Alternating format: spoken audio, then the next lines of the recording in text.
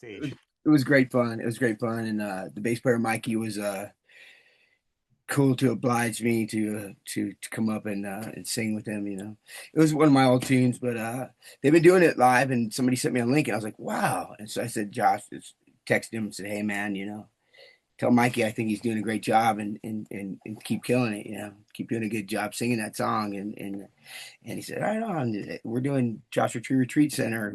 It's my backyard. So, Right?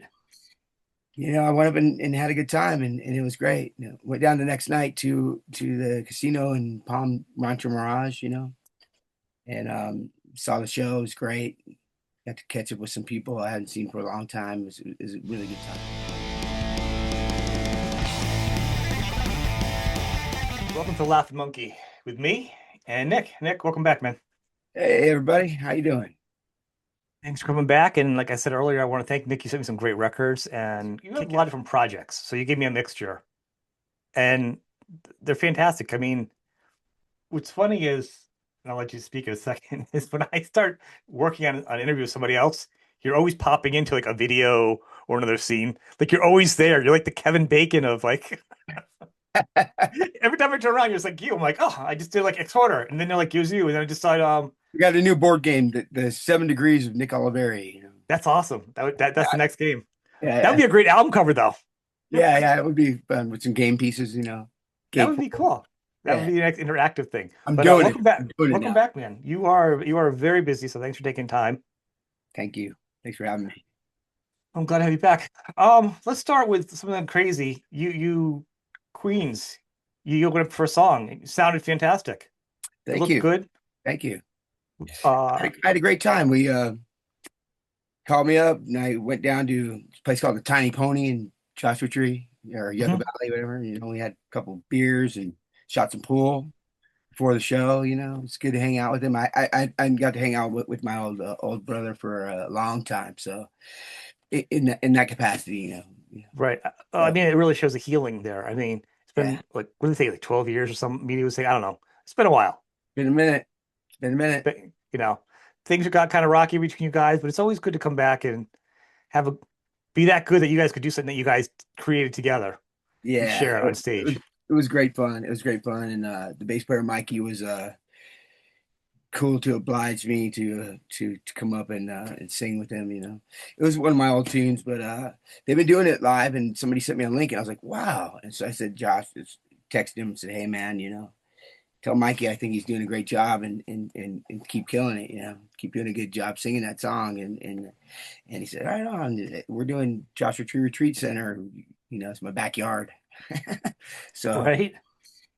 I went up and had a good time, and it was great. Went down the next night to the casino in Palm Rancho Mirage, and saw the show. It was great. Got to catch up with some people I hadn't seen for a long time. It was a really good time. I've heard the show's great. I mean, it's always been a good show, but this year, like a lot of musicians are going down and saying, like, I gotta go sick at your show. Like, you know what I'm saying? Like, I'm hearing a lot more peers talking about it.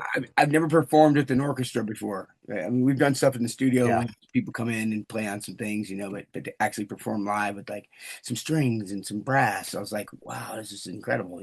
I've never done that before. I'm always a three-piece band, four-piece band, guitar, bass, drums, loud, screaming. So it was great fun for me, and it was a new experience. It was great. I saw when you got to stage, Josh kind of grabbed your tie and laughed. Gave a little grief about having a tie, right? It was like your first communion or something, or like you graduated from high school, got the tie on, you're all proper, and just singing, no bass. You're just up there Yeah, crooning. yeah. I liked it. Josh goes, yeah, I go, what am I supposed to wear? He goes, well, just wear something you normally wear. I go, I don't normally wear a tie, but I know everybody's You dressed don't even wear a shirt. he goes, if you don't want to wear a shirt like you normally would do, don't wear a shirt, and wear a jacket. And I'm like, I'm not gonna wear a suit jacket with no shirt on underneath. I don't know. It's not my style. So I just took the jacket off, just wear the tie with the. Yeah.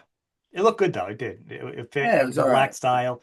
It was kind of I had to casual. do it. I had to do it. With the strings and everything in there. I had to dress nice. Like I was First going thing to I court. noticed, and I then was like going to court or something, right, or a Je- funeral. You know, I got dressed up for this bad but wonderful day, celebration day. You know?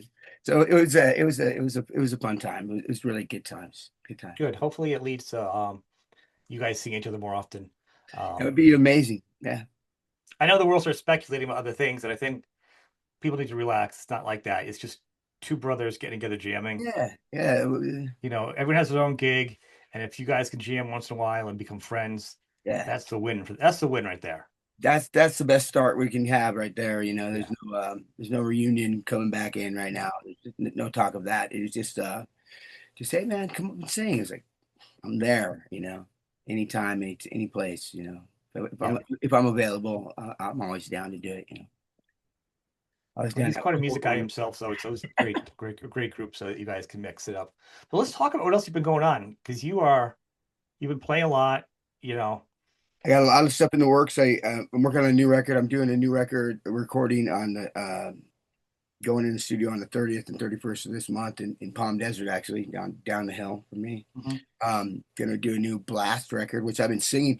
I joined 13 years ago playing bass, and then I moved to guitar when the original bass player Dave Cooper came back, and um, and Clifford Dinsmore, the original singer, he's doing a band called Dusted Angel, and so he it wasn't that he wasn't down to do it. Some changes in his life, he didn't want to do it, and so I said I'll do it. You know, give me a chance. Throw me in, coach. You know what I mean? I'm sitting here. I'm sitting here. I've done guitar. I've done bass. Now I'm singing. You know, Yeah. if I could play drums, I'd do it. I can never do that. You know, be really hard to do. But I I know I can belt them out. I got some pipes still I'm in my Yeah. I'm in my prime as far as I'm concerned, and so I was down for the cause, and we're writing new stuff, and we're gonna put out a new record. We're gonna bang it out at the end of this month. That's And cool. I What got a was the lot of last Mondo time you guys stuff did? working too. What's that? What was the last one you guys did like that group? Well, we did a tour just recently, opening for Crowbar and I Hate God throughout the U.S., West Coast kind of, you know, in Mountain, in Denver and stuff, and it was great fun, you know. Crowbar's blowing up, and they've been around forever and a day, and people are taking notice right now, and Yeah. more power to them. I think it's great for them, and they're a great bunch of guys, and they had us out on tour with them, and it was really good fun, you know. Um, I know that I hate God guys, so they always will have us out to play with them too, you know. So They're doing good this year too. Their names getting they're bigger too. they're killing it, man. They're killing it. Mike Nine and Jimmy Bauer, man, come on. Those guys are always they're always on it. They're And moving. Jimmy's the other guy. Give me an instrument. Give me a position. I'll do it. I've had him on. He's like, I'll play it. Yeah, he'll play drums, he'll play guitar, he can do it all. You know, he's the guy. You know, he's a great songwriter, and he's heavy riffs. You know, just Yeah. like if you want heavy, you know, where are you gonna go? You're gonna go. Heavy hitter, heavy riffs. And he's from the same school. Actually, all those guys are from the same school of have a lot of different bands, play with a lot of different people. Absolutely stay on Like is tour. there Stay on you know tour 3 different months. genres don't do that. You know what I'm saying? Now like the rock genres will be like now they can finally do it because before it was never cool. It would be like cheating on somebody. I mean, that was a big. It wasn't the crux of the Metallica movie because Jason wanted to do something different at that point before the all therapy. Like you couldn't do that. But like the desert rock scene or stoner, and then like the sludge and doom, all those different other groups, whatever you want to call them, have always been like auxiliary players for each other. You know, it's crazy because those guys started putting out records the same time Caius was putting out records. Yeah, He started in 1990, 89, 90, and they were doing the same thing in the swamp. We were in the desert. We were in the swamp. We always say each other from the swamp to the desert, from the desert to the swamp. geography rock. You know, it's a thing. You know, because the grunge thing was popping off up there in Seattle, and there Yeah, was a thing going on in New Orleans, and there was a thing going on here in the desert, and we're still going at it. We're still at it. You know, a lot of the Seattle bands have, have got so big they just I went. think that's the problem they get to. I'm glad you guys did. I'm glad the desert and the swamp didn't get big Yeah, because the yeah, popularity would have burned it out in a way yeah, that would have been like. for sure. It So it would have saved it by not getting too big. it made it so it's actually cool. It's actually a good thing, and it's something that's attractive to people to look into, and I enjoy the hell out of it myself. I live here, and Devs and I stay real busy playing music and riding dirt bikes and having fun, being a jerk, having a good time. So So so that's one of your bands. Now what else are you? Yeah, because you do solo, you do Mondo, you do is it Stoner? I mean, you do yeah, I gotta. you got a couple. I'm always doing solo stuff. Yep. I keep busy doing acoustic, and I got a show coming up with HR from Bad Brains at Pappy and Harriet's on May 18th. Hmm. That's gonna be fun. I So I do little things here and there in Mondo Generator. We're gonna be working on a new record for 2027 to come out, and we got a bunch of new stuff. And so between Blast and Mondo and the Dwarves, we have a new record that comes out next month. Yeah. We did another new record, and Blag had a baby. Daddy Blag. He's That's 60 gonna years be old, interesting. had a baby. Good for him. It's good change for him. I think it's a good thing for him, and yeah. So I'll have to chat with him. I chatted with him before. I didn't even know he had a baby before it happened. So I'll have to see what fathering like is from now. yeah, he's a good dad. I think. I think it's good for him. You wouldn't think Blag a dad. No, he's That wonderful. doesn't surprise me. He's good at what he does. So if he Yeah, he's focuses in, wonderful. He really goes into whatever he's right. doing. He goes all the way in. Yeah. It There's does. no naked girls. I'm like, you are a dad now. What's happening here? Is this really happening? Somebody might Well, it actually changes. buy somebody might actually be able to have the record in a store somewhere. It might, Sell right? it, because Which there's is funny there's no because boobs on it. There's no nudity on the front cover. I mean, come on, yeah. and it was funny because when I talked to him, he was told about pushing it, uncensored, everything being over the top, and how he wanted to keep doing that. And now it's just totally different Yeah, yeah. through different eyes. The It's music's still different eyes. crazy. Music's still crazy though. We're still the Dwarves, so but the covers looks like a bootleg record, like something It's wrapped up, okay. kind of thing, It's But different though because you've done it. You've already done those covers. There's a lot of covers that are very similar. They're variations on a theme. that's it. That's it. That's it. So mixing I'm up sure and there'll what be some singles, some 45s we'll put out that'll have like, the normal Dwarves I'm covers. sure Yeah. he's not going to change that much. I I know he's mean, been working on them, get it going. But I mean, so with it, so like with all the projects you work on, I guess to me it's always amazing how many how are you finding a balance to be like, all right, I'm gonna work on this here, I'm gonna do this solo gig here, like scheduling so everything falls into place because you're working with the people and how you're planning like record releases, recording, and then what parts of songwriting are you doing with other people to get it to sound like the band or because if you just do everything yourself and all these bands, it's gonna just sound like you. I have different styles of music that I like in under Right. rock umbrella, and I'm a big fan of 80s hardcore, and I'm a big Mhm. fan of heavy, Black Sabbath stuff too, yeah, as you know. And so it's I kind of like to move around. I've been working with this band Otto as well, which is Ty Trujillo, and I forgot to Mhm. mention them, which is a failure on my part, but it's really great, really great. I failed to mention them. Yeah, Ty and Trinko. He's these rhythm section. I'm trying to work my guitar player Mike Pygmy from Mondo into the mix. Yep. I'm trying to get him in there. Also, your best names. Trying to All get your him players are in. the best names too. Yeah, and but I did a tune with them last year, and it turned out really good. They sent me some music and wrote some lyrics. Wow, this is Mhm. really good. And every time I get together with Ty, comes for a couple hours out here. I go to LA for a couple hours. We leave with a new song. It's very, very, very productive and creative and positive thing. And he's a creative kid. He's a great bass player. I don't have to play bass, so it's different from me. I mean, I love playing bass. It isn't that I don't have to play bass. I want to play bass in most things I do, but this one I like watching this 21-year-old kid just killing it. It's Uh, really different for yeah, you. different. It's different. It's different music, and it's fun for me. And I grew up with brash and this kind of music and stuff like Right. that. So I have that in my heart still, and so we've been doing our brand of I don't even know what it is. Some of it sounds industrial, some of it sounds like thrash, some of it's like rock. It's really all over the board, you know. So Right. it's a lot of fun. I just writing lyrics, you know, write a couple guitar parts. Oh, that'll work with this part, cool. But every time he comes over, he's got a part and he's got this thing worked out, and you know, we record here in my little garage room I Yeah. converted. Couple mics and it turns out good, you know. We're demoing stuff here and with Blast as well. So we I've been so busy. Is it collaborative though? Oh Songwriting yeah, with each of those groups? yeah, Because it's great. It's great.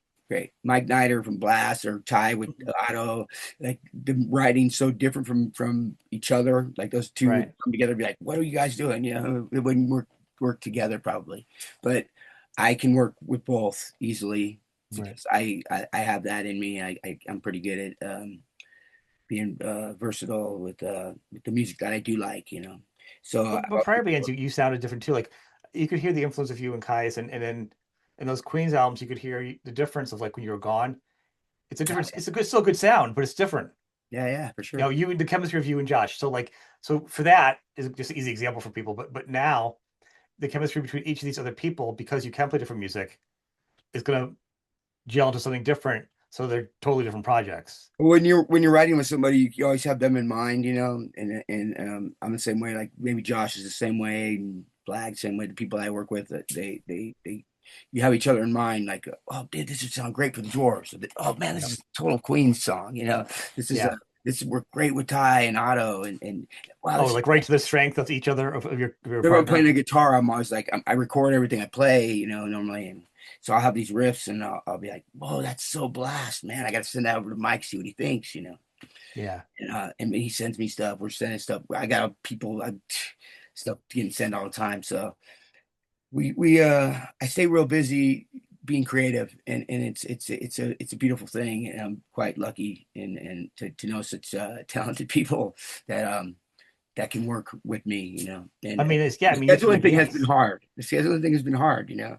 We're doing a new Blast record, but we're also trying to work on an auto record and working on a Mondo record. So 2027 is like, okay, well, how are we going to do this? I'm trying to go to Europe with Mondo. I'm trying to go to Europe with Blast. So I'm trying to work it where I just stay over there, you know.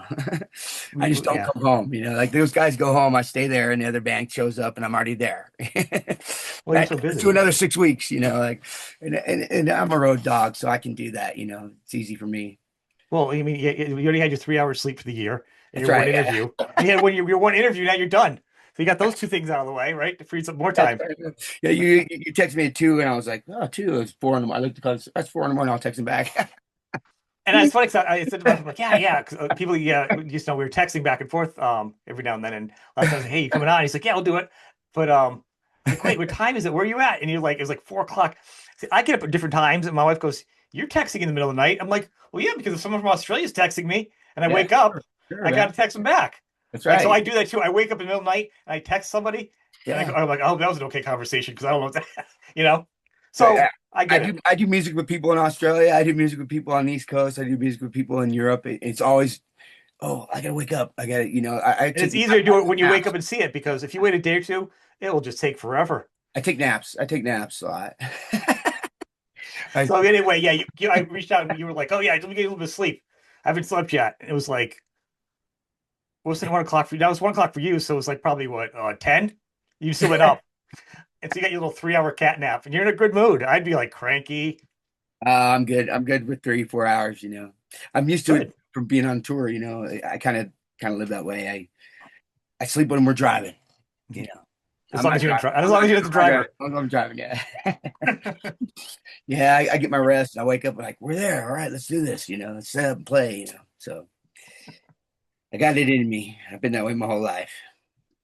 So the one thing is like the Dutch and I driver home is with you all these bands. Is it like with the say like 3 or 4 different bands you've mentioned right now, and all the songwriting you're getting in, so you're kind of doing it here and there, but they're also doing other stuff, and it's kind of a loosey goosey thing. You're like, we're aiming for this type of thing until you lock it in, and everybody's also very flexible, and everything's not in stone till it's in stone type of deal. Yeah, some bands are very strict. Like this is how we sound. Well, even scheduling, I don't even know how you schedule it because and I have a hard time. Look at you and I back and forth. How, I mean, I got a calendar on my wall here, and it's just penciled in, markered in, and confirmed stuff and stuff that's tentative. And so when I'm looking at an email or somebody's texting me or somebody's calling me, I can look at my calendar because there's no way I could keep it all up here. There's too many things I've got going on. You know? right. I would definitely. I have double booked, and it's a rough thing. You know, like I did a show and with the Dwarves in Riverside, and I had to, and we were opening for as well, and Mondo Generator was headlining in Coachella at a little bar there, and man, I had a 71 El Camino, and I said, you guys got to have the gear set up. I'm gonna get there. I'll make it. I'm gonna play. I'm gonna get off stage. The guys are gonna wrap up my gear for me. I got my guys taking care of me over there, and I'm gonna head over there. I'm taking my bass just to have this stuff ready for me. And I got on stage. It was all set up. It was time to play. Came in. I was like, oh my god. It was like, it's not healthy. It's not healthy Not since Phil Collins at Live Aid has somebody flown across this. Remember when he did that? He flew from the U.S. to start it, or from England to whatever, That's right. right? That's right. That's you. He came in to play with Led Zeppelin, didn't he? He played with somebody. Yeah, no, was it? With Live Aid. He played with Led Zeppelin or something like that. Like he was Yeah, it was drumming something Led pretty crazy Zeppelin. at the end. Yeah, it was big.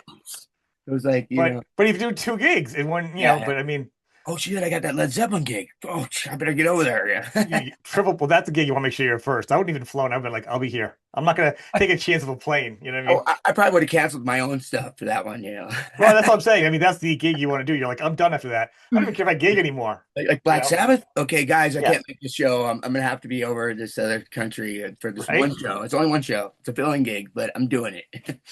You guys understand, right? You can come too if you want, because I know you want to be there. Yeah. Right. I'll give you. I got to get some Yeah, good seats. yeah, Right. I got you some tickets, man. Come on, let's go hang out. But that is pretty amazing to do that. It's got to be exhilarating, but also just emotionally, mentally stressful. Like to look back now, you can laugh at it, but that day, because you don't want to disappoint, and you're in then you're like, what if I'm speeding? What if I get pulled over? Like you have no time for a blown tire. You have no You're time. trying to listen to the music too, and you know it, but you're trying to review it because you want to be on point. And you're just coming from switching gears, completely switching gears. You're going from fifth gear into reverse, and it's literally like that, and it's very stressful. I guess I'm geared for that, and because I can pull it off sometimes, but sometimes I'm just like, oh my God, I don't think I can pull it off. I don't think I can do it. I somehow end up doing it. But You need someone with you to stressful. record it that day because Yeah. first off, we need like a Nick Oliveri like doc on the road. Can I phone this one in? No, like we need first. We need like a road dog thing of all the bands you're in and stuff you're doing, like a clip, like a you know what I mean, fast edit of all the stuff you're doing on the road, like a type of thing. And that would have been a great thing, being like from this gig to this gig to show what you do. Like we're an American band, Yeah, video American band. They're on motorcycles and they're horseback riding, and yeah. they're dune buggying, and all the different things they're doing like throughout their day. Yeah, It's oh, yeah. just Oh, yeah, like crazy. an Iron Man contest. Are you? Yeah, are you going to a gig? Right. You got your numbers on you. You're running past Yeah. people. That Iron Maiden, I'll tell you that if he wasn't a pilot, Bruce Dickinson wasn't flying around. How would they do all these shows they're doing? Because I think they did a tour where they did every continent in a row, like boom, boom, boom, boom, boom, and just flew in, landed, played, landed, played, and they broke some, Guinness World Record, Records. Book of World Record, yeah. I was like, "Are you okay?" I mean, we don't want to really stress you out, Bruce. I would like you to focus on one thing: the flying, maybe. I know they had other pilots with Fortunately them for too, just in me, I'm case. driving. I'm driving Right. myself to get these gigs, or if we're in a van, or however we're getting there. El Camino. Vans are bigger than others, so we're doing how we do it. But man, I guess if you're Iron Maiden, you can make it work.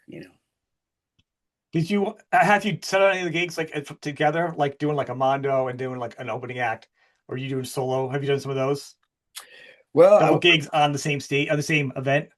yeah, I did a tour of Australia a few years back. I had a hernia that I had for a lot of years. It was a terrible time, and but the shows were great. I went down there. I had my friend Svetlana came down from Italy, Mhm. and I was singing with them. I opened up acoustic. No, I'm Right. sorry. So Svetlana played first. I sang with them.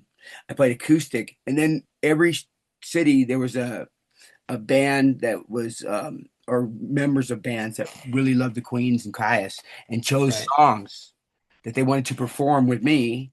It was like a thing that it was like how it was promoted, you know. My booking agent down there, Chris Oh, wow. Treehorn's his name. He's a very good promoter. He was like, you know, I got this idea. I'm gonna bring you down, but you're gonna work hard. And I was like, oh man, it sounds horrible. No, it ended up being the most fun ever. I mean, my days were Were there insane. songs? Was there at least a list of songs that you had to stay in? Are they just pick up songs and you're like, what? I haven't played Yeah, this song in so long. he would send me a list of the songs that they wanted to do, and I would go, okay, I can do this one tonight, this one tonight, this one tonight, this one tonight. I don't want to do that. I'll do this one. You know, like certain songs, Okay. and I'm doing that one in my acoustic set. I'm not gonna do that. So you know, I would work it out, and at the end of the night, it was actually a massive tour. It was pretty big considering, and it worked out really good. I got to play with some of the best musicians in Australia in every town. You know, Yeah. different bands coming together. Like these guys all came together and practiced together to get ready these songs for All me from to different. show up So they and were all come from different in. bands too, and they Yeah, brought you in. Oh, that's yeah, pretty yeah. rad. And they set the list of songs, the songs that they had jammed together that they Right. And like, wanted to yeah. do of Caius and Queens. And so it was a great tour. It was so much fun. It ended up being you know, of course I had to open up twice before it, but it was a lot of fun. It was so much fun. And these guys, some of these drummers and some of these bass players and guitar players, and sometimes I played bass, sometimes I just sang, sometimes I played bass and sang, and played acoustic before I sang with Svetlana. It was amazing. I was tired at the end of that tour. I got my hernia operation. I laid down for a minute. I was like, oh, I'm taking a rest. Yeah. Yeah. So let's talk about that for a second. You had a hernia that you like go for a while. Yeah, I had it for 6 years. Can you That's not even imagine? like a hernia. That's I like was on a little. tour. I That's was like a like, little brother with you. That's like your But traveling companion. I know, and it got so bad that I was like, "Oh my God!" And I had my drummer came in. No, my guitar player Mike came in the room, and I just pulled it on pants. I said, "What do you think about this?" And he goes, "Oh my God!" What are you talking about? Oh Like my a God! big alien. Called his wife immediately. He said, "Christina, you got to help him. You got to help him. You got to help. We got to help him. You know, he can't keep touring. He's gonna die. You know." And you know, at some shows I'd be in such pain, and I have to pass out for a few minutes, and then wake up, and okay, it feels better. I can go on stage. That was it. What was your threshold? Why would you not at that point? I mean, I put off things too. Don't get me wrong. I'm not I'm like a judging you. pit bull, brother. I know, but there's a certain point if it's knocking you out Okay. in that much pain, you're like, all right, if I'm dead, I can't play anymore. There's a certain point. I'm doing six shooter like at the end of my acoustic set with a hernia, you Oh, know, it's going like just like going for it a cappella, just going full all the way out, you know. So and just lucky to be here still. you are a maniac. Put myself through some pain. But you know, working and staying alive at the same time is where I was at the time. And I was in a bit of a hole. I was trying to like get myself out of it, you know. So You told me last time you were I trying to hit can't your stop. hole I gotta that you fell work. I gotta behind. You work. had to like really just you were in the negative. You were in the red. You had to I dig had to keep, out. I had to keep my gun. There was no time for, you know, I didn't have the insurance to do it at the time, and I didn't have myself together. I was just like on tour all the time, you know, in between girlfriends and just crazy time. It's just like I was just working. I just had my schedule was like I would fly in to You got to get on your girlfriend's insurance. for another, yeah. I fly from one tour to the next tour, like literally, like with no day off. Like, oh shit, I got that. Yeah. I almost double booked. I have the Dwarves date start on this day, and so if I don't get home, if the flight isn't coming in from Europe from the Mondo tour on that day, I'm missing a day, and I have to get a fill-in guy. And so there's been times I had to get guys to come in and fill in where planes got delayed, and there's nothing I Mhm. could do about it. And so it's very stressful, and for not just me, but my band leaders and like Blag's the worst. He's like, oh my God, you're not gonna make it. What are you gonna do? He adds to the stress too. So I'm just going like, man, I'm gonna be there. I've never missed a show. You know, I've never missed a show. Sometimes I walk in, it's like we're on, but I have Yep. never missed a I show. would be stressed too. And I'll I've be never with you been with late. flag. I've never been late. I've never missed a show. I've never been late. I walked in literally like you're on right now. Get up there. Other things could stop you though. Something a flat tire, an airplane doesn't make it. Like other things could stop you. Acts of God, you know. And now that he's a dad, he's gonna be even more nervous. Oh man, You're giving him a heart attack. You wow. gotta, you gotta get there early. You gotta do it for his own sake. No, I've been trying. I've been trying. I've been trying. I've been better about scheduling. Yeah, I left some toiletries in a hotel. I had to split from a video we were doing Yeah. and go do something else. And so he sent them to me, and he sent them to me with a calendar. with another one he sent me. I have had Oh, two this he's year funny. already with all the dates written in, because he Yeah, stresses out, and I don't, countless emails every day, he'll email I me love like that. 4 times a day about like this whole long schedule, like of everything we're doing. Like, Flag, you just sent this to me yesterday. Yeah, I know, but I didn't know if you got the email. I replied, bro. I'm with you. I'm gonna be there. I promise. I want to be there. So Gotta put I'm those yes or no reply answers to him. You know what I mean? Like a little check questionnaire that you can send back to him so he thumbs up knows. emoji, Yeah, thumbs up yeah, emoji. Like, oh, yeah. what? That's no reply. Just an acknowledgement to get them relax. Is there a point though where doing all this, do you think eats into each other band, like it takes away from the success of the other one? Like you're Well, too you you know what know, I'm saying? Like not that it's hurting the sound, but like would Mondo be bigger if you put more had a time in. certain schedule? Would Blast or would Stoner? You know what I'm saying?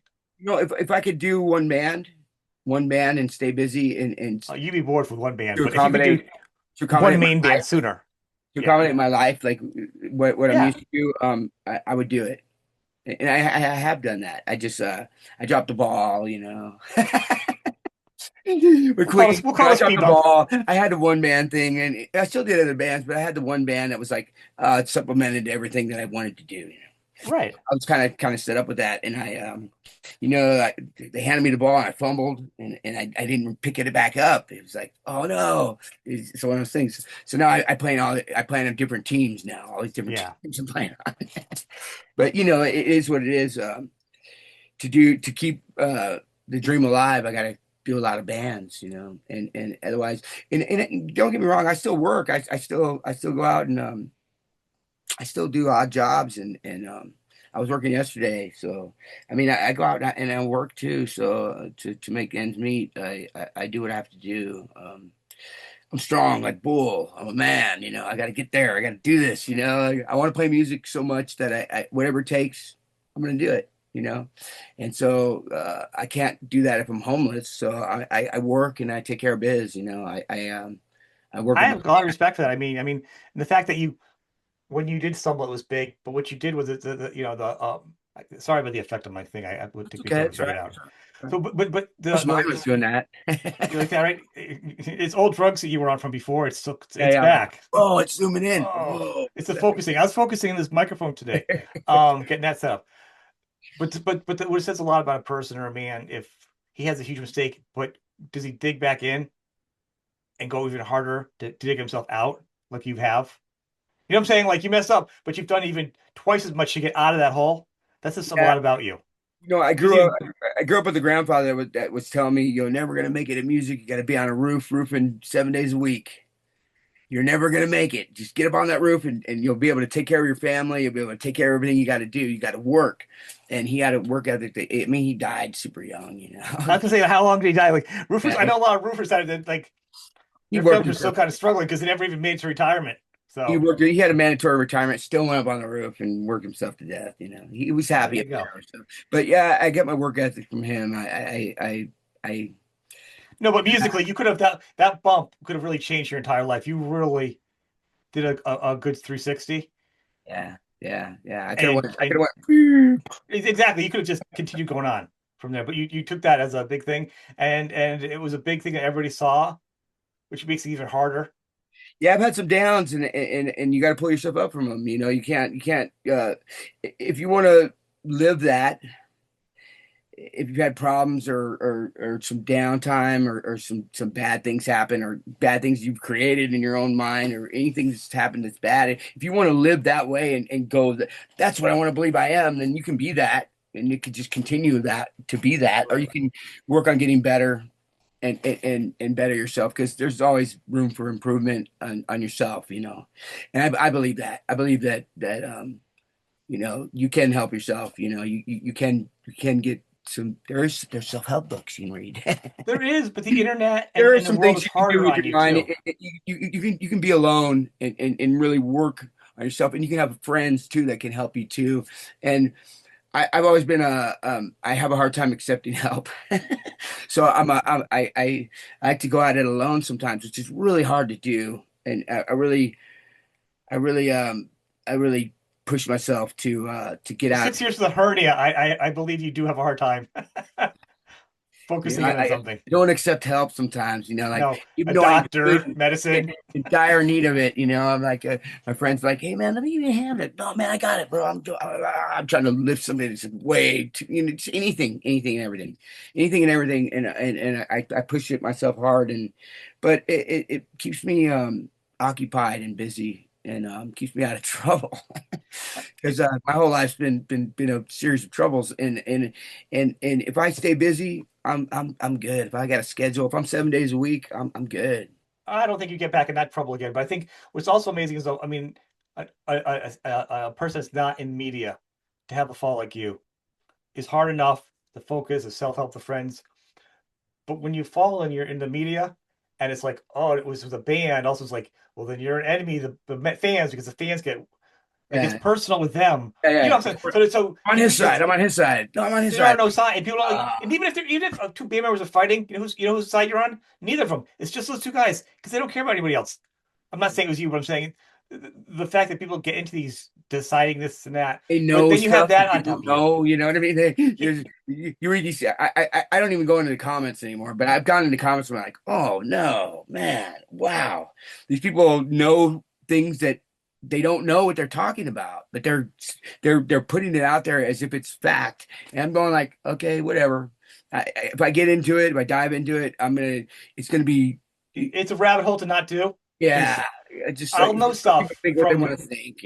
My yep. friends know me, and I love my friends, and they love me, and I got nothing to hide. I just there's been times where I've read comments and gone like, "Are you shitting me?" But people are haters, and they want to hate somebody, they're going to hate you. And I kind of feel like, well, if you're being thought of in any capacity, it's a good thing. They I should be guess. talked about. And so there's that. It could be worse where your name never comes up. So, but I mean, bad. It's still hard. People don't realize how hard it is to hear your name online because I know bands and I'll know the truth. dig And I'll myself see out someone of the type something grave. about it. I'll be like, I know that's not true. And I want to hop in and be like, I know the behind the scenes of a lot of stuff that's going on. And I know people saying isn't true. It's not my place to say it because if someone shares something with me, I'm not going to share it. But it makes me crazy to know that how wrong it is and how diabolical people are. And Yeah, sometimes people are weird with what people they say. are people love to destroy. People Mhm. love to destroy, and I understand. I get it. I spent my whole life destroying things. But people love to get involved in when there's nothing, when they have nothing, I guess maybe they don't have anything else going on. So it's easy to, I'm so busy. I can't even look at my own stuff half the time. Like Yeah. I really can't even get into it. I don't go into comments because I don't have time for it. If I wanted that, I would miss out. My schedule would be, I would miss things. And so I can't get into it. And I don't have time to follow people on their page and stuff like that. It's media stuff. I just don't have time for it. I can't do it. You know, I'm too busy of a person, and I'm too caught up in what I'm doing. And I want to create things and that keeps me positive in my life. That a positive thing in my life has been being able to create art and music. I think it's a lot healthier. You spend more time writing and on the road and with people than on getting sucked into social media. Sure, It, absolutely. it's it's it's a lot better for you. I try to find a balance. I have to do it because of the show at times. I try to limit it. I don't usually get comments myself because I'm just, the vessel here. But once in a while, I hear things and I'm like, "What are you talking?" Case in point, somebody said, "If you got," by the way, the person, if you were watching, someone said I should be wearing eyeliner and black. I interviews with eyeliner and black lipstick. I don't even know what that means. What does that mean? Yeah. I don't even know what that means. I'm not gonna say it's wrong. You're not gonna see it on me. Maybe a younger Sean would have. Everybody, I'm not everybody, gonna look this. everybody knows everything. Yeah, Everybody knows everything. it's so crazy. Thing, everybody knows everything, and they know better than you behind the desk and on keyboard. They know more than you, and they're going to tell you how you are. You're like, really? That's me. Okay, whatever you say, man. But it's one of those things where, you know, I meet people that have said things behind a computer screen and a keyboard, and they're Sweet. they're very nice to me, you know. They're not when they're behind the keyboard, and I find it very frustrating, you know, because I'm always cordial, and I'm always happy to Yeah. meet people and say hi. My mother raised me to Happy Mother's Day, Mom. My mom raised me to be an all right guy, you know, and to try, you know, you have to try, and that's a foot in the door, you know. It's give effort towards something to I would give somebody a hard time. I would at least be bust nice, their you know. stones if they were giving me a hard time. I wouldn't be angry about it in a way, but I'd be like, "Oh, really? What were you saying now?" I've been in situations where you know I get angry sometimes, you know, obviously, and man, I have my moments where you know I just like, man, people talk some crazy crap out there, and it's insane. But you know, whatever somebody wants to believe is what they want to believe. I just hate when people are pushing it to other people when they don't know what the hell they're talking about, and it's frustrating, but you know, a lot of the sides of the stories that have been told have been one-sided because I had to start from the ground zero again, where the name Queen of Stone Age or something that's up here Yeah. is like, you know, you're going to be hearing what's being said on that camp. Problem with that is the band is so big and such cult-like status. You know, when Josh had some struggles a while Yeah, back, yeah. People turn everybody around, was all over that, and everybody had opinions. It was just the news. I'm like, it's not anybody's business. people Nobody's are there turning but on it, Josh and man. his family. It's not about music, so let's kind of stay out of it. It It's was not our horrible. It business. was horrible. I talked to him directly, and I was like, "What the hell's going on here, man?" And he was like, "You know, there was there's this guy, and, Yeah. you know, he got involved in their thing, their split, and he forged some paperwork with literally forged paper. The judge awarded Josh his kids because this guy forged paperwork from his kids saying his kids went in restraining order on their own father. And I know Josh is a good dad.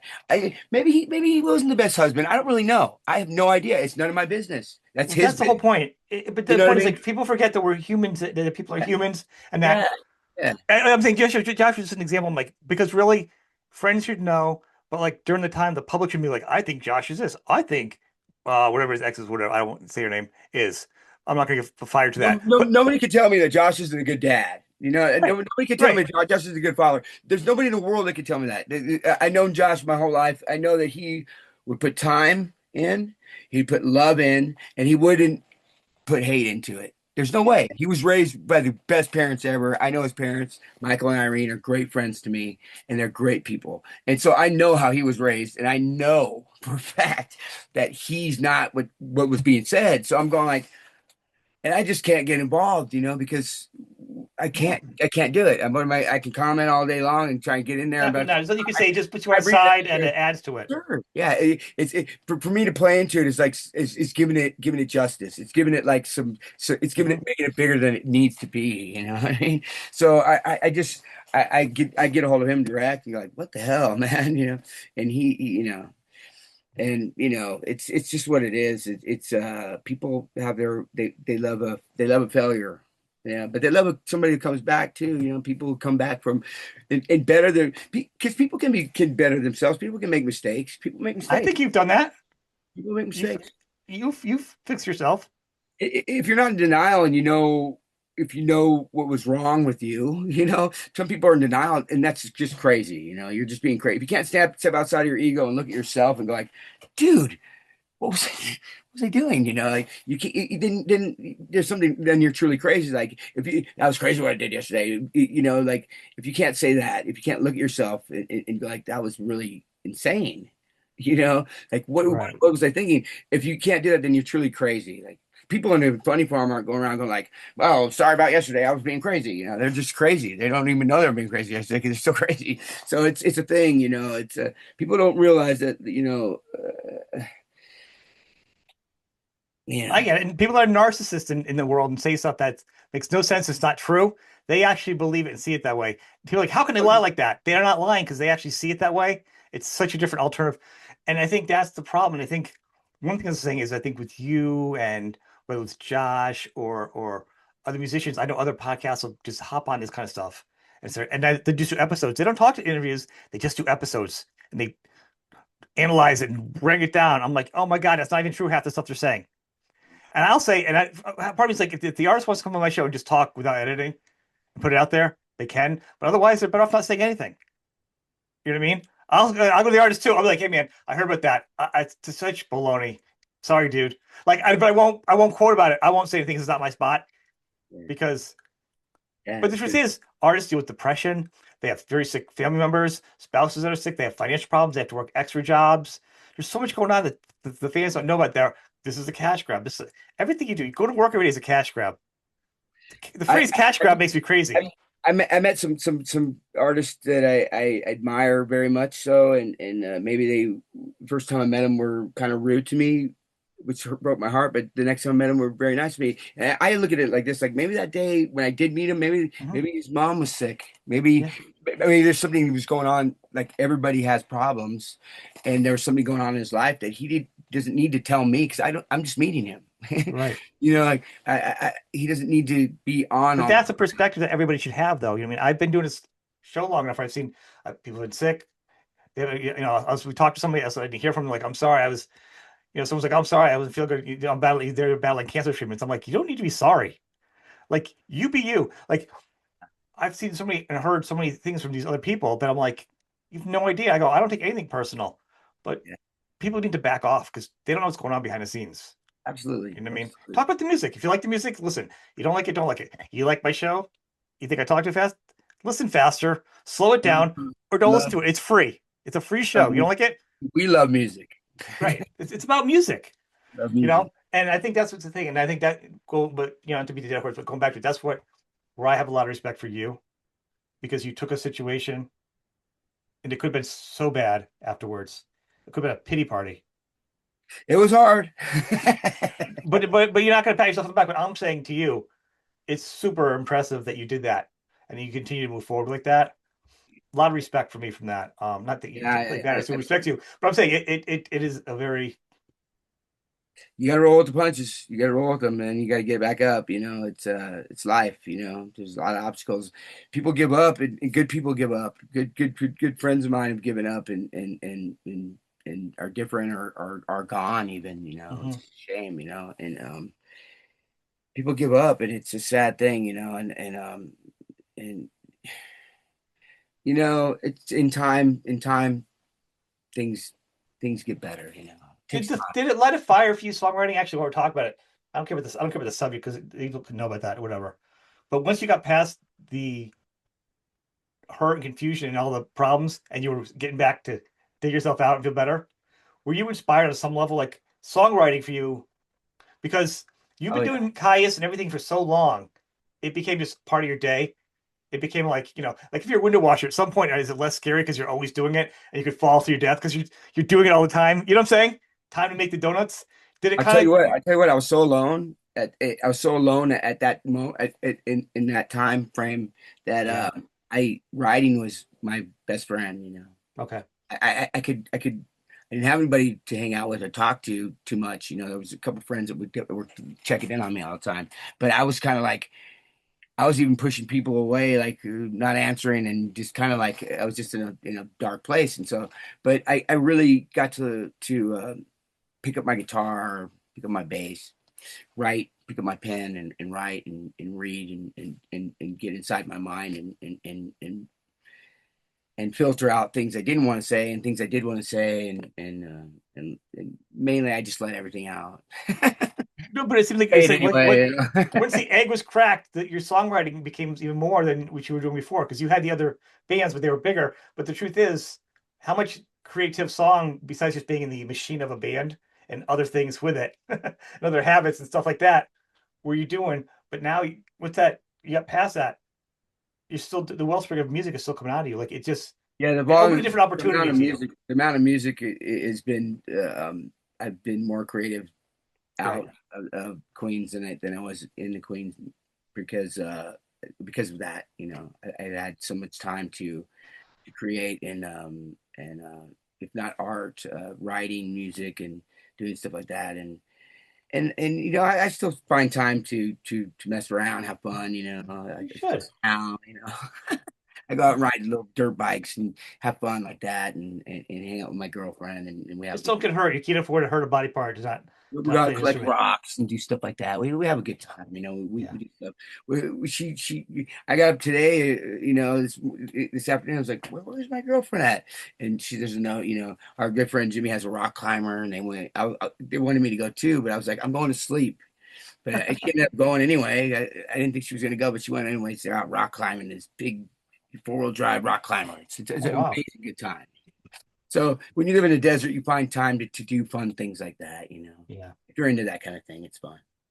Well, well, but it's good and it keeps you out of trouble. And thanks for sharing all this stuff because I think it's good and it's positive for other people to hear. Because I think a lot of people that are fans of you or other bands think it's just them that deal with depression and deal with problems, and it's not, you know. And also for the people that don't think about that, think about like it's hard. Was it the guy from guy from the Cosby Show? Like he was starting all over, and they gave him crap because he was like, remember they found he was like at like Aldi's or something as a bagger. It was a Yeah, good job. He's working. But yeah, next thing you know, it's all over. Take pictures of him, taking pictures because he's putting away. He's working. He's yeah, not doing drugs. He's not falling down yeah. the stairs and on TMZ. He's He's trying to climb working. out of his hole he's Yeah, in. He's trying to have a schedule and yeah. stay busy. Leave him alone. Leave him alone. He's working. Not a But the terrible point thing. is, Not a once terrible somebody thing. knows you, they feel like they can just glom onto you, especially if it's a tragedy. People love that because it feels so good.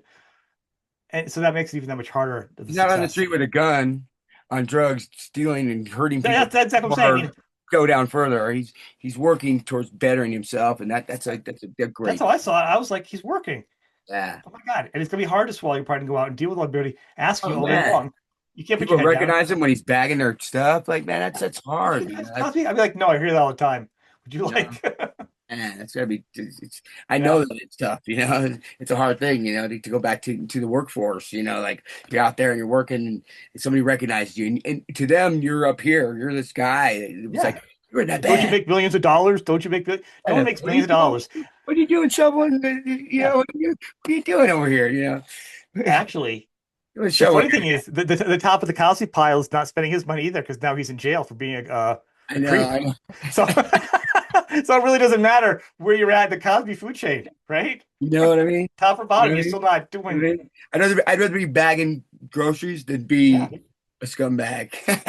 right? Oh my I'd God, I rather just realized and then I'd put groceries in the bag than scum in the bag. yeah, exactly. And the people that are nice, bad things happen to you. Didn't Theo Malcolm did he Yeah, drown swimming? he did. He did. He He did. was. Everyone says no one says a bad thing about him. Once again, when you're a good dude, bad things happen to you. That's a lesson. Don't be too good a person, everybody. Yeah. Don't be a jerk, but just don't be too good because then Don't be you're too you're nice, man. Don't be too you're too nice. nice. You got a target on your back. Drowning in a pool alone somewhere. Was it Nobody's in the there to pool? Was save it it. like in the ocean? Like I'm like that's why I won't go in the ocean. I almost drowned in Hawaii one time. I went on my first honeymoon. I went on. I went in First honeymoon. first wife. Went to Hawaii, and I'd been on tour for 22 months or something. With the Queen, long tour, and maybe swam in a pool at the hotel a couple Yeah. times. But I hadn't been out swimming. I was out of shape as far as that went. But I thought like, oh, I could early morning go out. I don't want to go to the tour star. So me and my wife went to this secluded area, crawled down some lava rocks between some houses. Well, there's a little secluded beach here. And I went out in the water, and the currents taking me out. And I could see my feet. I'm like, wow, it's clear water. That was an amazing thing. And she's on the beach, and the next thing you know, I turn around, I see her. She's like this big. And I'm behind the waves. Oh, I'm out there. I'm going like, and my dad, when my dad was alive, he always told me like, when you're ever in a situation, don't panic. And he was there with me somehow. I believed he was there. I believe yeah. this in my head because I started to panic. He was like, and my dad's voice is in my head going like, don't panic. Just swim with the current. If you're getting way down there, you're still getting into the shore. You don't have to get in direct swimming against the current because you're gonna die. Yeah. And so I remembered his advice, and I got in, I got pummeled. Finally I tried so tired trying to catch. I was body surfing without fins. body Yeah. surfing, like in Hawaii. Me, like, dude, get a sponge, get a boogie board at least, you know, like. Okay, I'm not gonna stand up on a surfboard. I'm not that good at it, Right. but body surfing, no, I was always good at it. I was always good at boogie boarding when I was a kid. So I was like, but nobody was awake at this time in the morning. No, but body surfing you can do it like in New England or like Musqueam Beach for like 15 feet out. That's as far as you body surf, like in the ocean. You You know don't what I body mean? surf anywhere else. Right. And I finally got in. I got pummeled. I finally got in, and when I got up, like, she's like, "Oh, you're all right." And I was like, "Yeah, I'm exhausted. Let's get out of here." And we come, and I'm telling her what's happening. She's like, "Oh my God, I didn't realize." You know, she's there trying to get some sun, and the sun's coming out. The whole Anyway, time she was relaxing. we get up, and there's a truck. As soon as we get up there, where we parked our rental car, it said, "Boogie boards, surfboards, fins, rental, $10." I was like, he I thought you were wasn't gonna say to the he sign that says wasn't "Don't there when he swim, wasn't there when we got there. don't Those swim, spins would bad have helped current," me, man. Those right? spins would have helped me.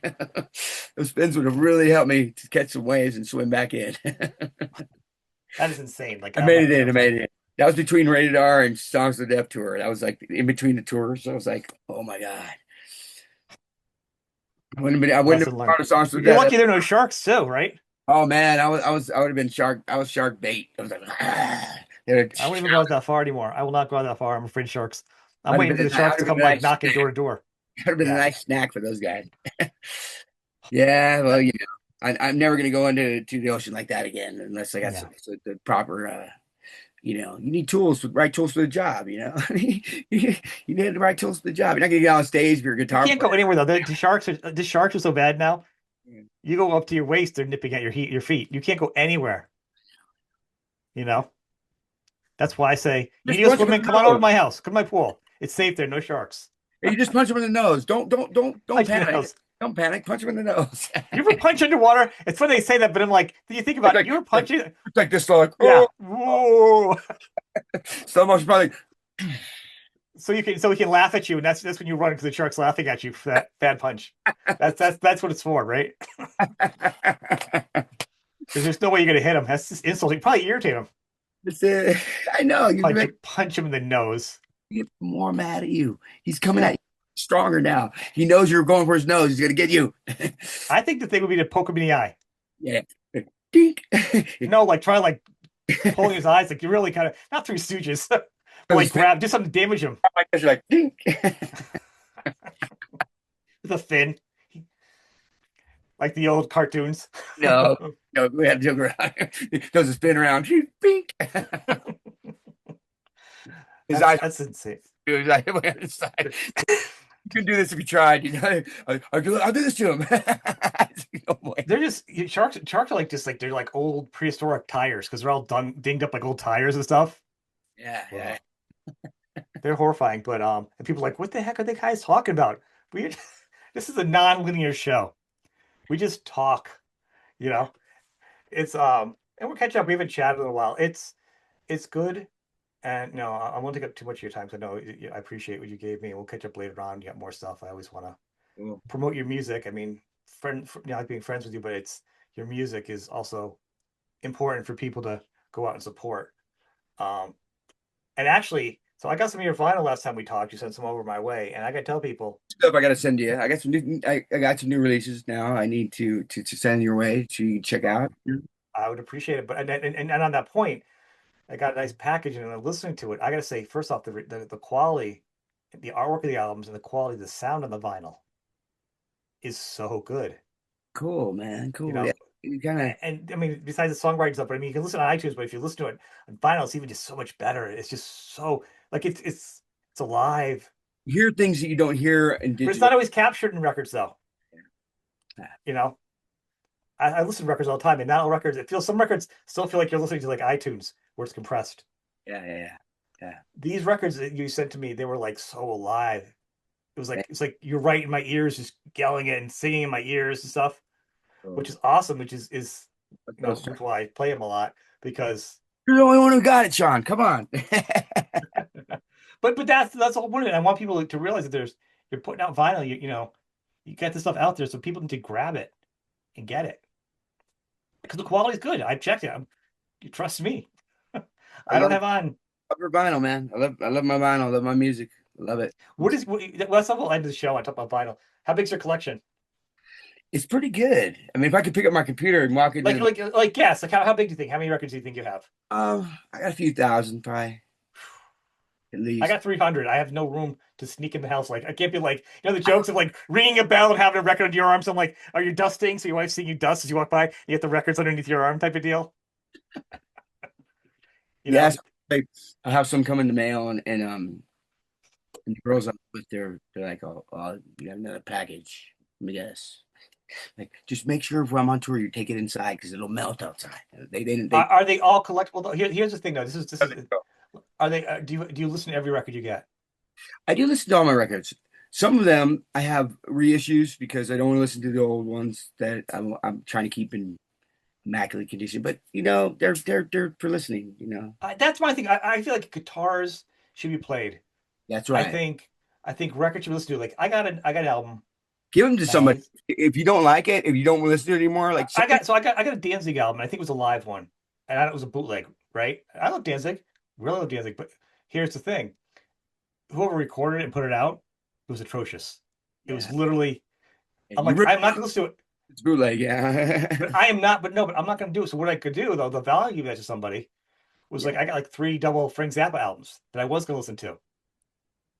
So somebody can have the Danzig. It's fine because it's a live thing. That's it. I'm That's not it. gonna covet it. Somebody else gonna have it to their collection, and that's cool for them. But for me, I want to touch and hear everything, and I can hear more albums by doing There's that. out there that'll want to have it just to have it for their collection. You know. Right. I can respect people who have that for collections. I get that too. I'm not knocking people. I'm just curious what you do with yours because like I can't. I feel guilty. I'm like I have to. I don't want to be a guitar player that just. You know what I mean? I don't want to be this. I've got to touch it and sting it up and you know what I mean. Oh, it's not precise anymore. It's got a scratch on it, but I love this record, man. I got a buddy who gives away his records if he doesn't listen to them, and so I'm trying to pick up on that from with all my things I have. Yeah. Yeah, the stuff I have, like if I'm not wearing a shirt and somebody, I give some clothes to some friends and somebody lost all his clothes in a move, or Yeah. I gave them bundles. So just tons of stuff, because I If you have a daughter like I do, that you just lose your shirts. You don't have to worry about giving them away. You know, where's my Motorhead shirt? Gone. Like, shirts I have like from yeah. to play with on tours. I mean, I have so many shirts. I could never wear all of them. There's no way. So like, You don't wear any of them. That's hilarious.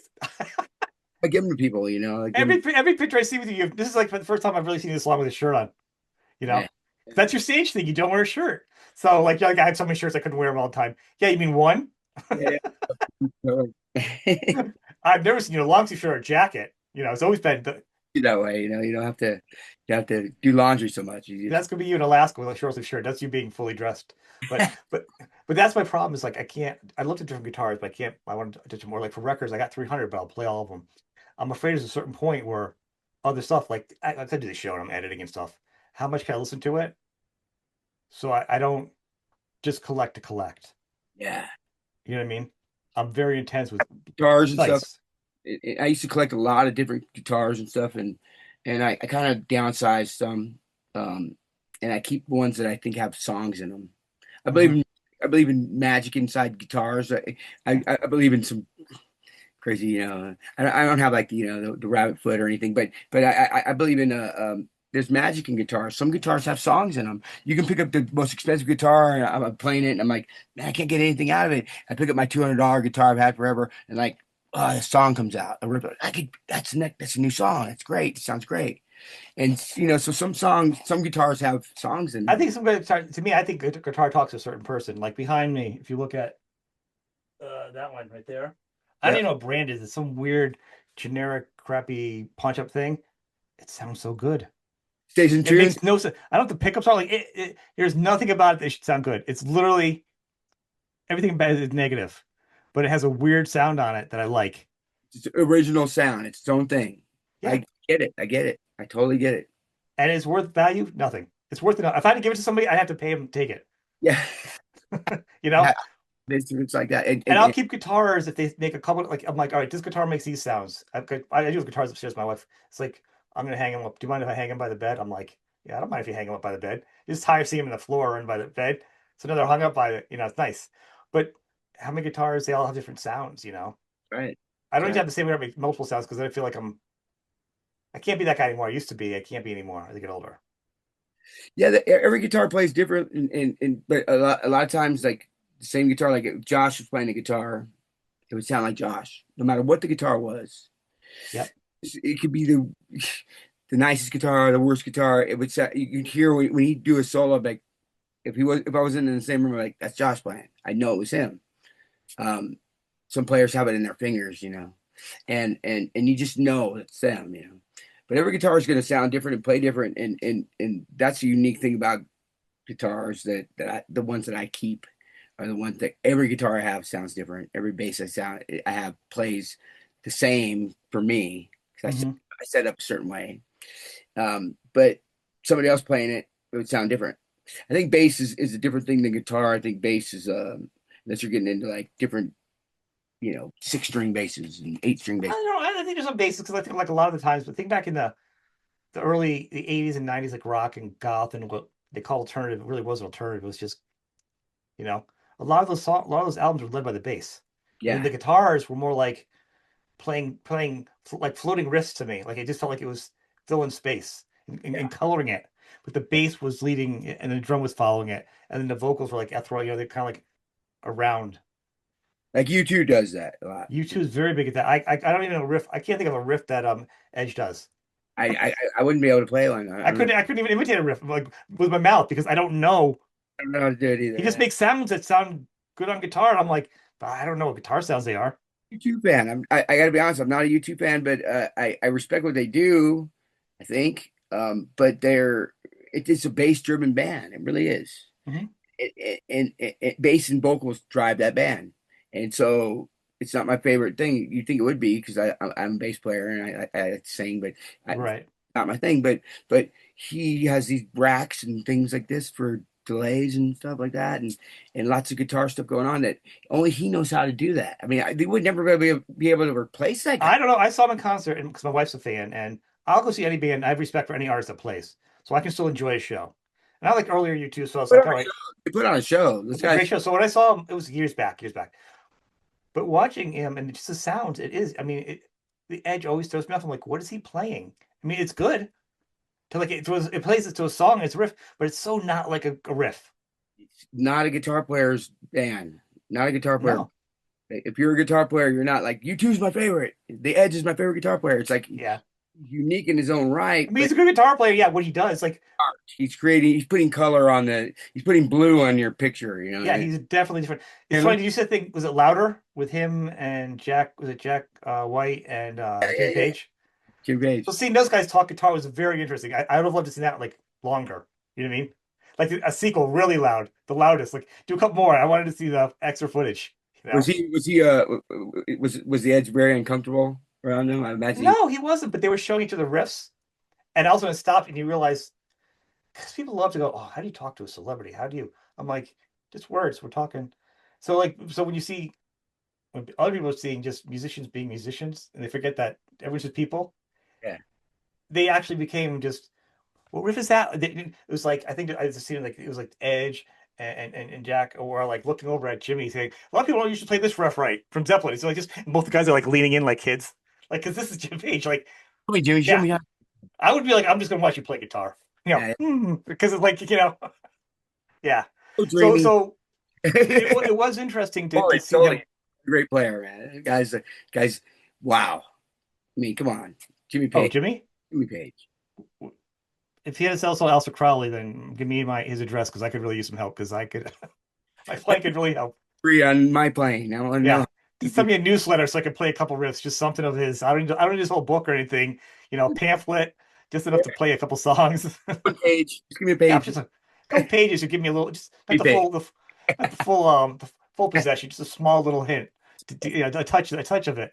Um, it's an interesting thing to watch these guys play, and I still don't feel fulfilled. I'd love to see somebody sit down with Edge and talk guitar, like real guitar, like we are, because Yeah. it's very interesting the way he plays, and he How does he doesn't. tune? I'd like to pick his brain. Like, do you tune standard? Do you tune open? How's your tuning? Is it different for every song? Or, I and think he. I'd like to I pick don't his know. how he does what he's doing because I don't understand what he does. It's very And his pedals, because he interesting. has these sounds, and I'm like, I don't know what it sounds. I couldn't even tell you amp he plays. I mean, visually you'd have to look, but I couldn't tell you like, oh, that's a so and so. Like my favorite thing is a Vox. I couldn't say like, I know that sound. It sounds like it's this to a flange. Like I don't know what it even plays. I Is he a can't songwriter? guess. Is he a songwriter? Is what I never really looked into the edge if he was a songwriter because I wouldn't imagine you could go to a singer who writes his own lyrics and go like ding, ding, ding, ding, and do like these like delay things and have like okay I hear a melody in there like I don't I think that there's the bass line Yep. that's color Doesn't Bono play guitar a little too? and then he writes the lyrics to that and then he adds the guitar parts to that as if it's Yeah. adding a melody to the song. Same way as what Or they some kind of like rough, drum, some kind of rough, track lyric or something. You know what I mean? That they can pull up afterwards. yeah, maybe when he writes at home, he writes on a rhythm track and then does his color parts on He top. could do that and just bury it and then bury it that no one knows, and then he kind of pushes it out more. Is it? Is He it? can have some really boring rhythm that we don't know about because it's pushed down so far. Maybe he does. That's the trick. It's just so low he can't hear. I just saw an article on how true it is. This guy says, I said, here, I want it to be true. It said a funeral director just got fired because for every funeral since 2017, he was playing Who Let the Dogs Out at a very low volume at every funeral. Wow.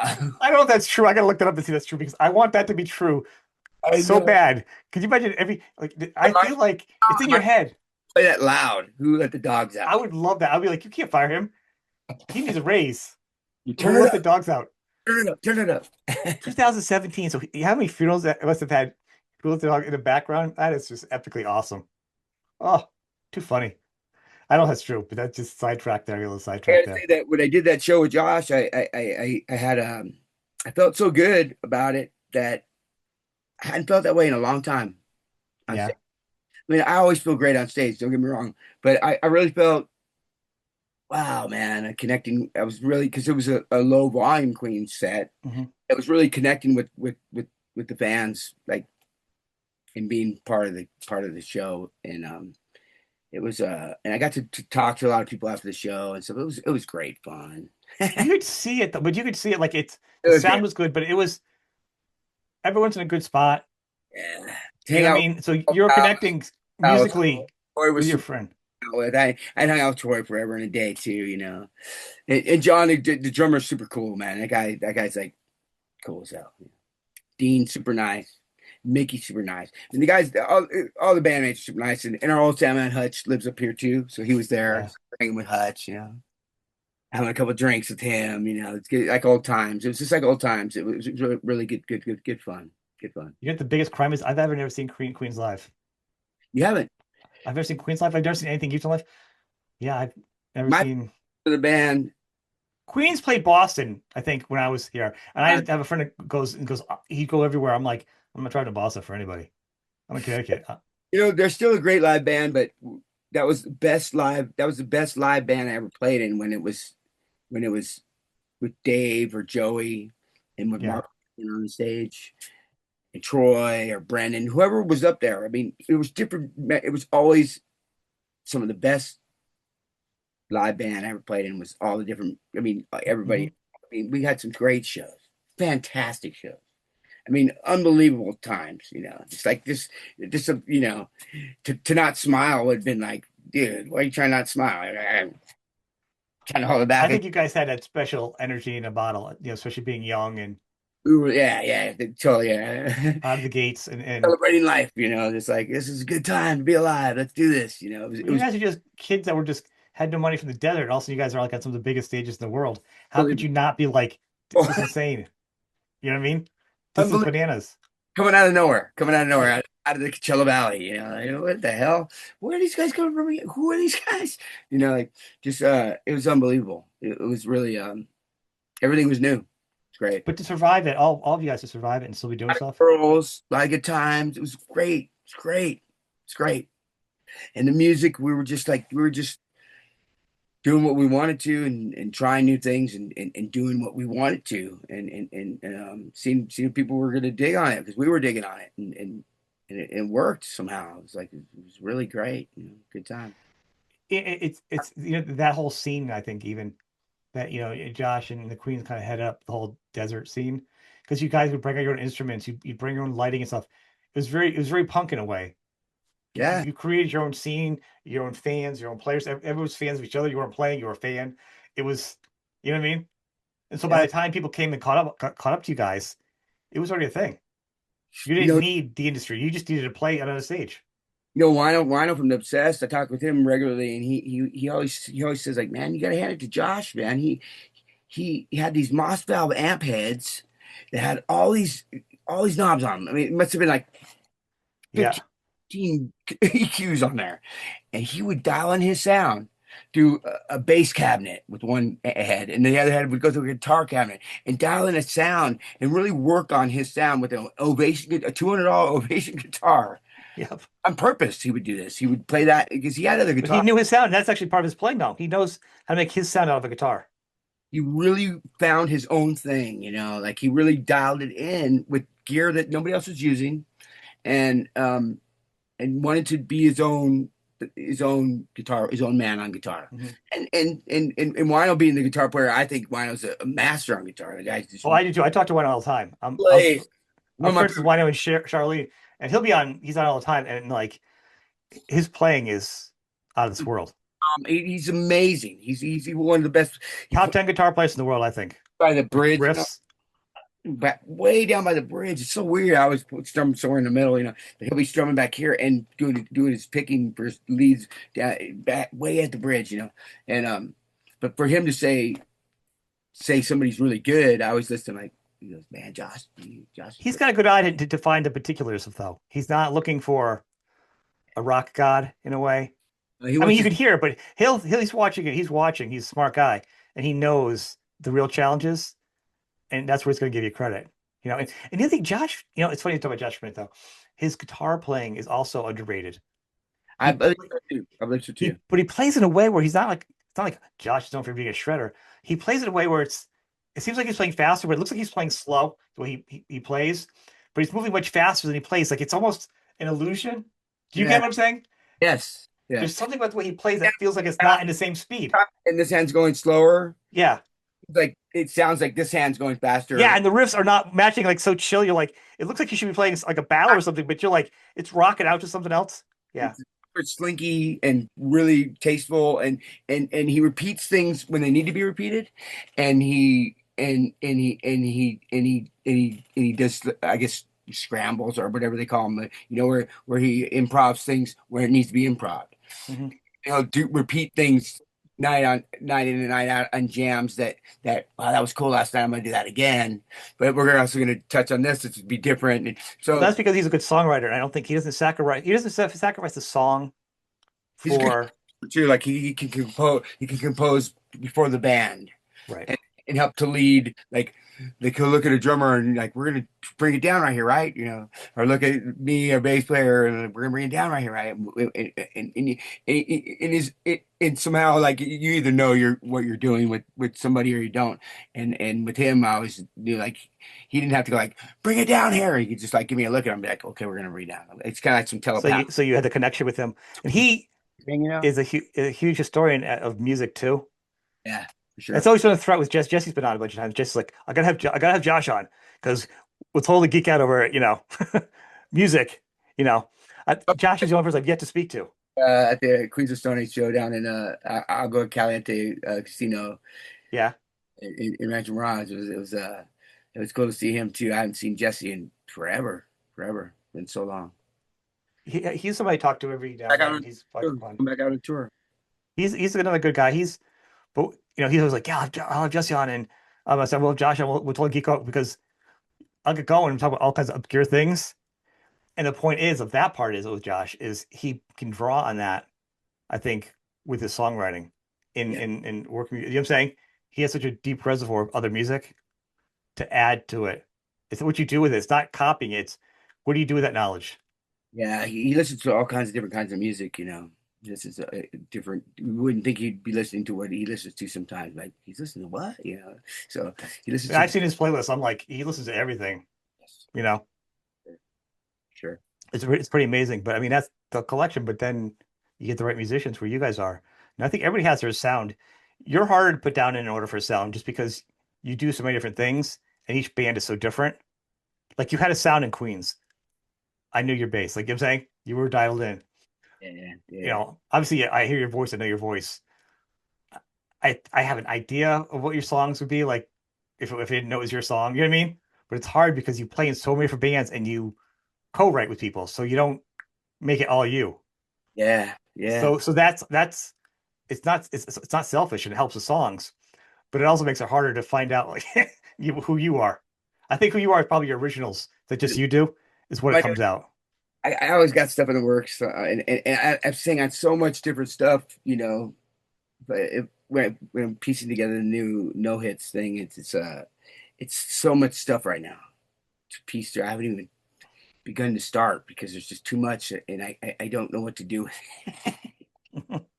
And I'm in writing mode right now too. So you got studio time coming up at the end of the month, and I'm just in writing mode and just writing lyrics is a different thing because I could all day write some bass riffs, write some guitar riffs all day long, and it's fun for me.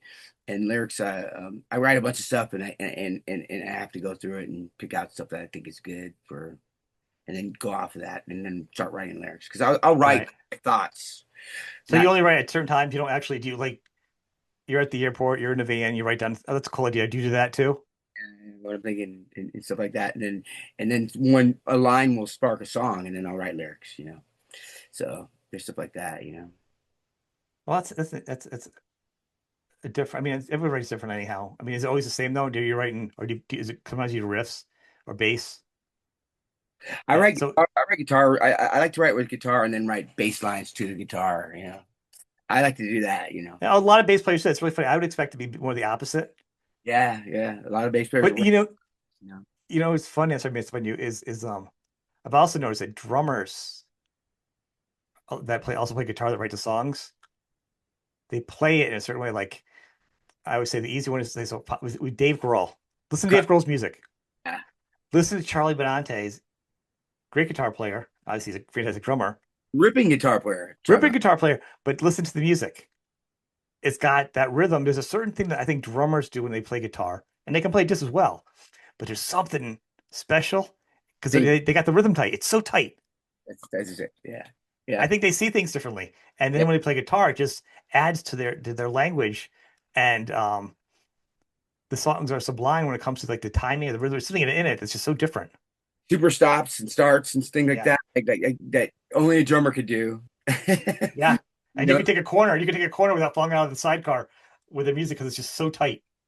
if you're thinking with drum beats in mind, then it's a good thing because you can have that. And I imagine that Dave definitely is thinking with drum beats in mind when he's playing his guitar. And Charlie, of course, you're thinking he's thinking how he plays his drums for all of his guitar.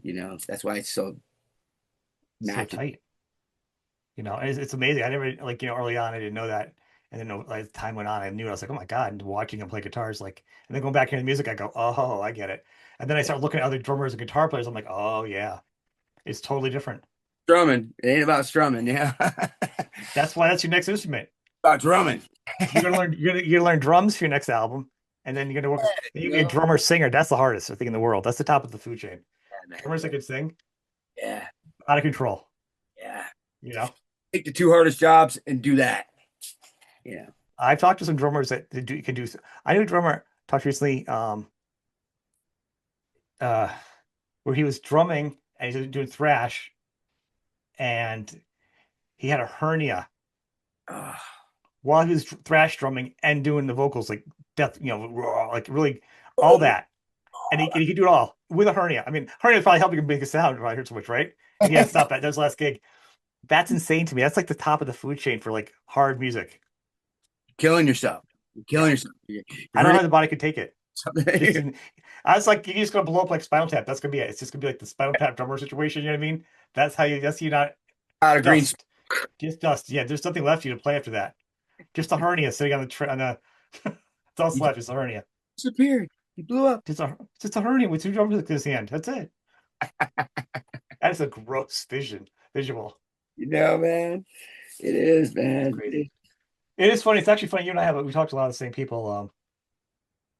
throughout the year. Wino and everyone else. Uh, yeah, Wino's they got some good stuff going on too. Did you hear the him and Charlie's band Ritual? Yes, Ryan was telling me about it. He said he plays some guitar stuff on it and stuff. And He does so she learned bass and wrote, and her vocals are different. And I was lucky enough. I'm so lucky they share their music early with me. When I was always done it, and they said share this one with me. So I'd heard it like early on, and he doesn't have to do any of the songwriting. So he gets to play guitar. He's just like, plays guitar a different way because he's thinking differently, which is right. such a treat as a fan. First off of that, but it's not a Wino's band sound. It's her lyrics, and it reminds me of the originality of what you'd get from the bands from the 80s and 90s, like that punk and but rock.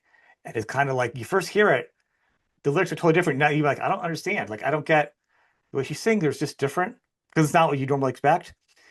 You open your mind, you listen to it, you're like, this is freaking bananas. This is awesome. You know what I mean? It's Wow. not common for people to hear a certain way, but the way she wrote it and did it and sings and does her voice works with the songs and the words, and she has a whole thing. And Oh, and when I just kind of came in with the guitar to, I I gotta feel like hear I it. said, I gotta hear it because he sent me a sticker. He sent me some vinyls, like Hidden Hand, yeah, and really some of his stuff. He sent me a sticker of Shirley's band, and he said, "Yeah, I've been playing Shirley's stuff." And I said, "Man, I can't wait to hear it." And so they're a three-piece. I got Yeah. They got a great drummer too. I guess he's in some other cool, I think it might like a New York band or that New York City area band himself.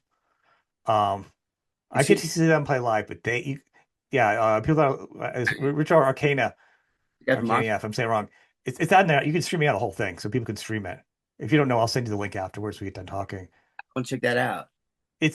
But the point for me is, I told people like you can't just sit down and be like, I'm expecting it to be like The Obsessed, or I expect it to be like Hidden Hand. It's not a Wino project. He's not singing on it. It's not the vocals. The Oh vocals and Charlie's vocals are so different from what you'd hear. I think Ritual would be a good tour band with Castle Rat. Have you ever hear them? no, you gotta That's send a me good band. I'll send you a that. link for them too. Cool. They're yet to come on my show that we're working on it. But it's another band. Kind of Castle Rat is female singer, and they all kind of dress like not Dungeons and Dragons, but kind of they just got this real medieval theme going on the stage, and it's got this kind of mystic, doomy thing. It's something, but it's very honest, and it's something very not cheesy. It's kind of like I don't know. It feels like they're enjoying it in a way where it's not. You know what I mean? Yeah, yeah, yeah, I yeah. can't get it's fun like war's fun, You're into it. Yeah, yeah, yeah. but you know what I mean?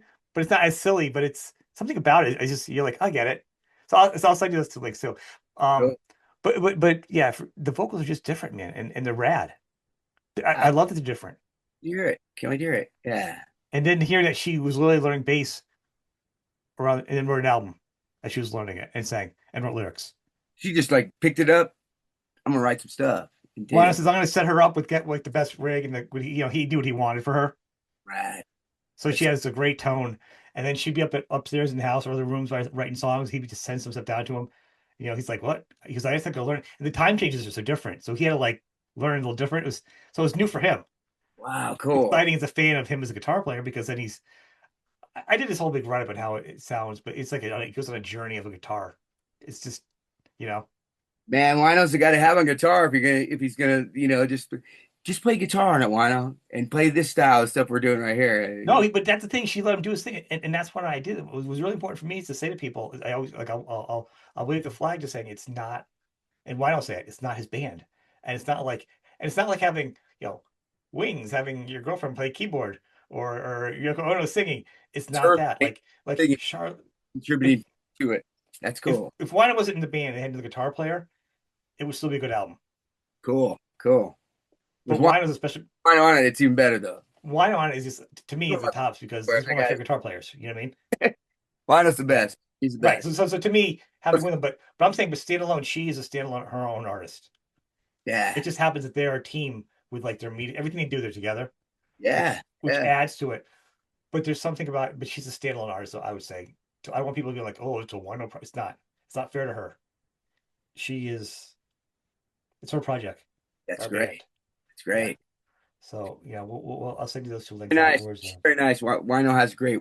His wife's very, very. She's amazing. I can't say Death better. first met her, the first time we met at the show, one of the first times she came running down. Said, "How you doing?" Gave me a big hug, said hi, super friendly. Super You know, nice. and ever since then, I mean, I have her on all the time too because she's just creative with her editing. She has film and editing, so we'll be talking about that because I went to school for that also. Her editing is fantastic. Another talent, you know. So they're thing, and there's a lot of couples that are like power couples lately in the music, like working together. Sure, sure. So it's a nice thing. To work But together, man. You got to be a team, man. You got to be a team, right? but there's a couple of musicians I know that I talk to that like Arthur Brown, you know, his wife. Also, she's a team. She runs the background. You know what I mean? Stephen Piercy from Rat, him and his wife Christy, they run that machine, and that's why it's gotten so successful. Like there's so many teams that people don't realize that. Somebody going pep talking you, come on, get out there, man. You got to do Well, this. just that, but they also knows the business and is smart and can work with you and has the patience to understand what the business is and knows the maneuvers and it's a team. It's not like a When you're down too, they can pick you back up. Come on, yeah, get up. I got to do this. I got to get up and do this. yeah. I mean, it's very much a 50-50. It's not like a you know what I mean? Your wife's in charge of something. It's like no, they're real business people and they can run other businesses Yeah. without them. So it's a good thing. It's a good thing. Members aren't business people. No, not Not not not, not anymore, right? care about business, and you need somebody who is good at business to keep you moving forward. And you need someone you can trust. Screwed, because a musician will get screwed time and time again. So It really is. Um, when are, so I will start to wrap this up for you. But when are the expected dates for people to keep their eyes out for music, and where can they look on well, your we got socials? Dwarves thing, I believe, comes out on June. I want to say June 7th. I want to say the new record. Uh, Okay. it's called Jenkum Hmm. Dwarves. What's that mean? What does that mean? It's like a thing that these kids were huffing, and like it's like shit the kids are huffing in like in third world countries and places where they can't get J- drugs. They're like huffing. Jankum? So Black thought that was a great song. I was like, I no, love that. I'm saying I like the name. But before you say it, I want to know what it is because I'm in trouble. it's a terrible thing. It's a terrible thing. It's a typical Dwarves Well, title. it could be offensive. So that's why, yeah, dwarfs. I'm like, what does it mean before I say it out loud to people? It's a weird like, methane thing the kids were Yeah, huffing. Jankum. I think they're still doing it, but who knows? But yeah, it's horrible. It's horrible, horrible, horrible thing to think about. But yeah, Black called it Jenkum. So I don't know. I like it. So that's in June, I and want then it so that'll also be on the dwarfs. like make the dwarves good again. Not great again. Make the dwarves good again. Make them mediocre again. Make the Make things dwarves good. mediocre. Make the dwarves good. I think they are good. I think I think that your time has come. You know, I think you're gonna have a good sweet spot And coming up. Like, we've been banging out records, and I love all of them. There's a Rex Everything, another Rex Everything volume came out that he's put out, and I just mean you in general, all your stuff. This will be like a Nick Renaissance. I think in the next couple of years. so yeah, I've been in that band for 32 years. Damn it, it's That's funny. a long ride with the Dwarves. Yeah, we got a lot of stuff coming up in Europe. We're doing June and July in Europe, touring, and yeah, we're staying busy. We're at it. I think we're coming to the East Coast actually. We're gonna be Really, in the East Coast on. Let me look at my calendar here. I think you guys came last year. I missed you. Something with the timing. We are gonna be in. Let's see here. What we got here? We got Austin. That's okay. So we get back from there. Yeah, I know we're gonna be in New York and Philly coming up in oh boy, where are we at? I can't quite figure it out. Let me see. 1 second here. We are gonna be in that long lot of days. Okay, we're gonna be in Philly, in Brooklyn, and in Maine on September 4th in Philly, 5th in Brooklyn, and the 6th in Maine. And that's is in September, a long way away from now. Wow, that's But like skipping between like where I live by a couple hours each way. it's a long I'm in drive. Connecticut.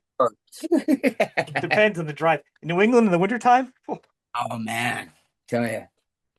But we're up for it. We're gonna have some good shows, and we're doing 6 weeks coming up in Europe, coming up here pretty soon, and gonna stay busy. okay. You know, but Well, we'll have you back on. Let's talk again in the fall too. the new Blast thing's gonna be coming out. I'm just front. I'm just singing.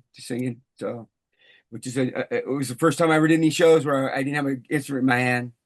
Yeah, I've Well, you got just said you. sang that song and then left the stage. The guest vocal, but they doing a whole set. Yeah. What do I do with my hands? What do I do with I my was hands? gonna say, when you stand behind, right? What do I You do with gotta my wear clothes out. Now you have to wear pants. It was fun. It was actually I was up for it. It was good. It was good. I'm excited. I was gonna say before, we'll connect again. We got more stuff towards later in the year. My pal saw it and said, "Dude, I never seen you like that. I've seen you play your heart out and sing, but never seen you give it that much and moving around and going in and doing it." And he goes, "Man," he goes, "How did you do that so many nights in a row?" I was like, "Man, well, you just I have it in me. I want to do it, you know." So, but Well, yeah, you seem comfortable in the Queens thing. That's the one thing I've seen you do. You seem very comfortable. You didn't seem like out of place yeah, it with was just fun. a microphone. It was fun. There's a comfort, as you said, singer. You weren't like looking around like kind of, you know what I mean? You were just like totally, I'm a singer right Yeah, now. This is, fun. you know, you were in the moment. But Nick, oh, brother, thank you for coming on. It's always been fun. I thank you. Man, We'll connect again. All tell right. Wino I say hi and tell Shirley too. Say I Nick will. from the I West Coast. will. Love you, brother.